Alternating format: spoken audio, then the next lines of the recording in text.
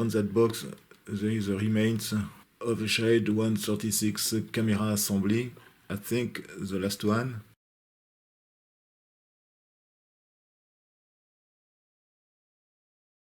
It is not in perfect condition, but it is better than nothing. This is the enclosure of the camera assembly. We have here probably a range finder. It seems intact. There is some Ukrainian soil. And here there is a PCB, two PCBs actually.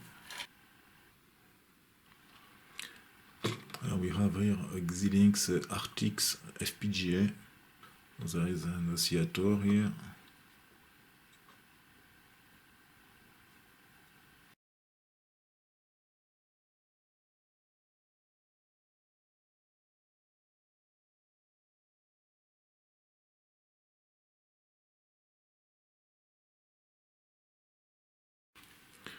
Here we have the range finder. I have cleaned a little bit these boards. The main part is this IC here. So this is an MS1022. This is a time to digital converter. The manufacturer is Ruimeng. Resolution is 45 picoseconds. And the measurement range 3.5 nanosecond to 2.5 microsecond.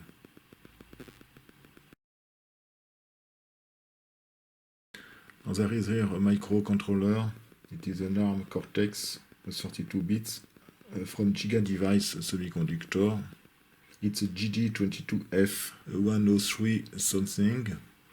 On the bottom side we should find several power supplies.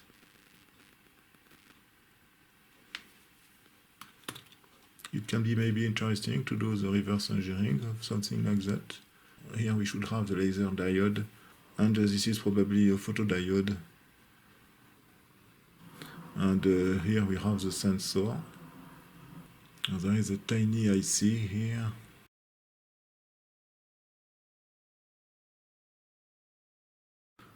On that board some parts are missing. We can see this one. It was probably a small microcontroller. You can see this crystal oscillator. So this part is interesting. It's a high-definition IP camera system on chip. And this part is a 24-bit flat panel display transmitter. I didn't find anything regarding this part.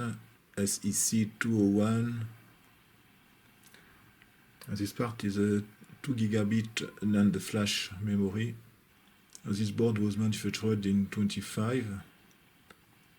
We can see here a small battery. This part is a 10100 base transformer. This part is a high-side driver from ST.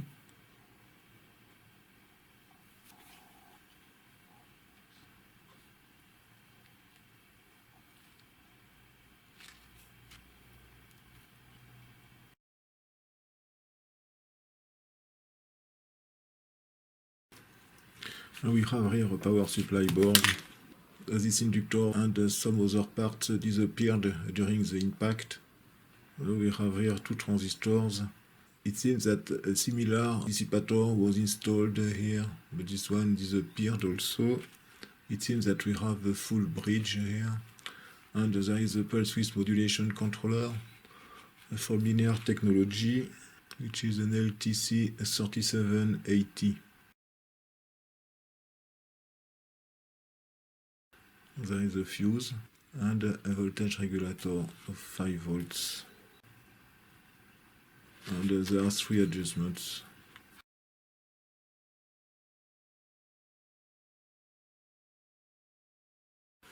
Now we have here a relay module. It seems that we have 2 optocouplers here.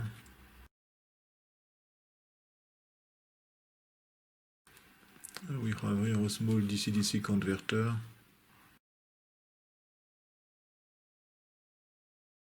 And here there is another module. It's probably another DC-DC converter.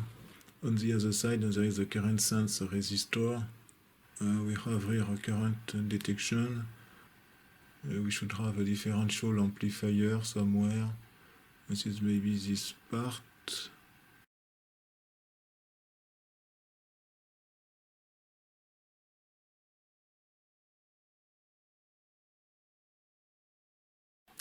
I have also this strange thing which is mounted on a piece of wood here. I think that we have a connector here. And something is missing. It was a kind of sensor.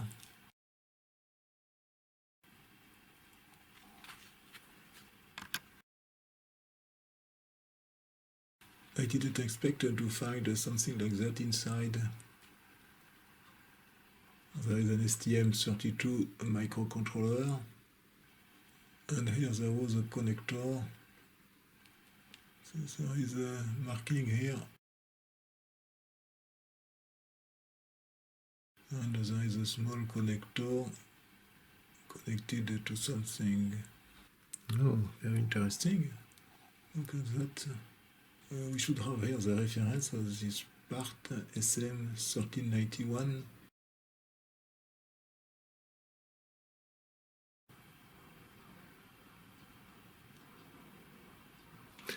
It's maybe a pressure sensor. That makes sense. So I think that we have the static pressure measurement. This permits the measurement of the altitude.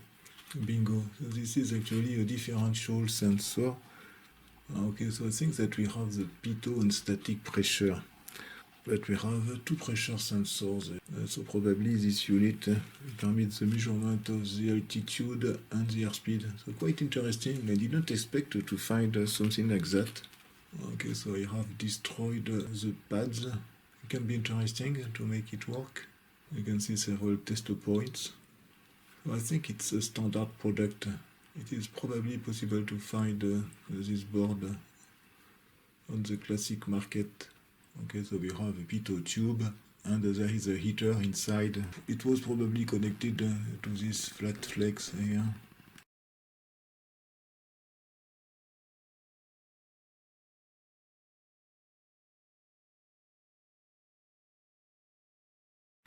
Here we have the first camera assembly. This one is normally a thermal camera. I didn't find any information regarding this unit. Here there is a titanium part.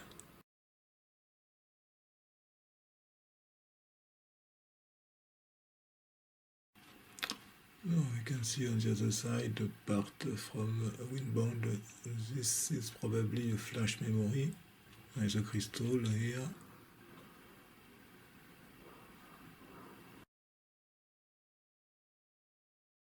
And we have here the image sensor.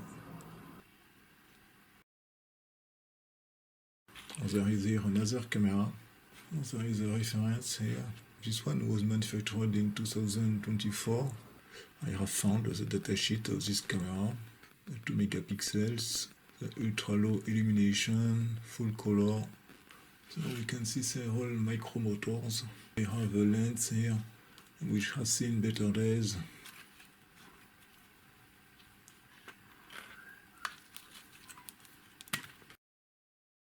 We can see the image sensor here.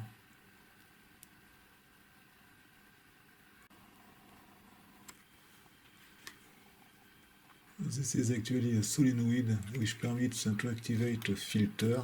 You can see this filter here. There is here an optical sensor, very small. There is a second optical sensor. We have here 2 micromotors for the optics. 2 optical sensors. We have here very small stepper motors, 4 wires. And here we have a latching solenoid. There is a magnet inside. We can see that this one has several connections. And this one obviously permits to drive this aperture here. We should have a feedback inside. It can be interesting to take apart this thing. Now we can see that there is a spring. And we can see here what seems to be the sensor.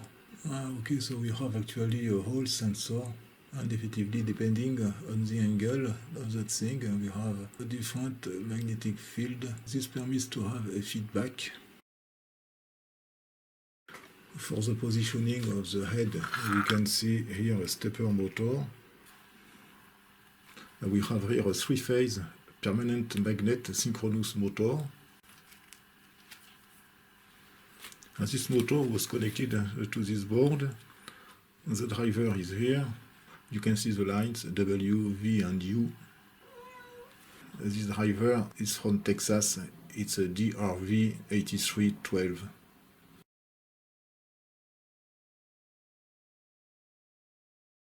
And on the other side, we have the sensor, quite a complex stuff.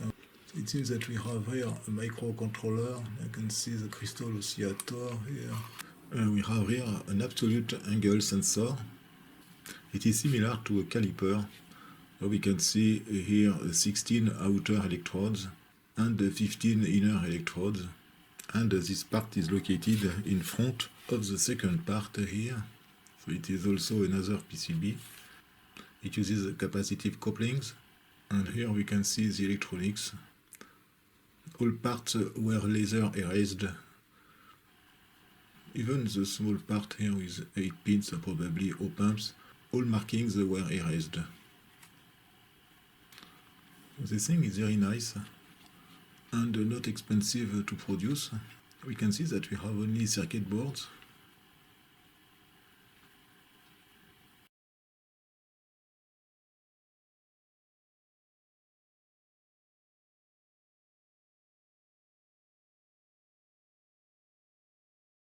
We have here a small circuit board which was attached to the gimbal. This is the IMU. We have a 3-axis accelerometer and a 3-axis rate gyro. This permits the stabilization of the head. The marking is HH, which seems to be a part from ST.